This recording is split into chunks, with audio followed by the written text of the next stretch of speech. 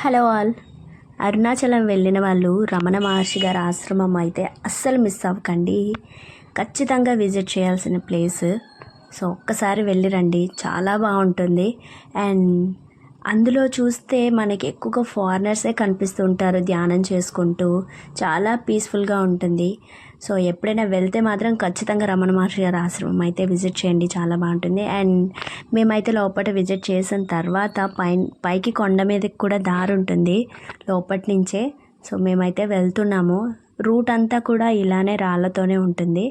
So కొంచెం చూసుకుంటూ వెళ్తే పర్వాలేదు, ముళ్ళులు ఉంటుంది అక్కడక్కడ.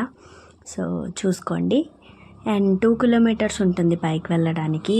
నేనైతే వెళ్ళిన తర్వాత వావ్ అనిపించింది. చాలా చాలా బాగుంది వ్యూ చూస్తే.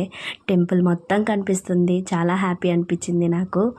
అండ్ ఇంకొంచెం ముందుకెళ్తే రమణ మహర్షి గారు పులులు తిరిగే టైంలో కూడా ఇలానే వచ్చి అక్కడ ధ్యానం చేసుకునేవారంట ఆ పైన.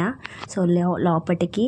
సో మేమైతే వెయిట్ చేస్తున్నాము. 8:30 to 4:30 అన్నారు. మేము అర్లీగా వెళ్ళిపోయాం కాబట్టి వెయిట్ చేస్తున్నాను. అండ్ లోపటంతా విజిట్ చేసి కొంచెం సేపు కూర్చొని కిందకైతే వచ్చేసాం మేము. సో ఖచ్చితంగా అరుణాచలం వెళ్ళండి, ఒక్కసారైనా అనుకోండి మనసులో వెళ్ళాలి అని.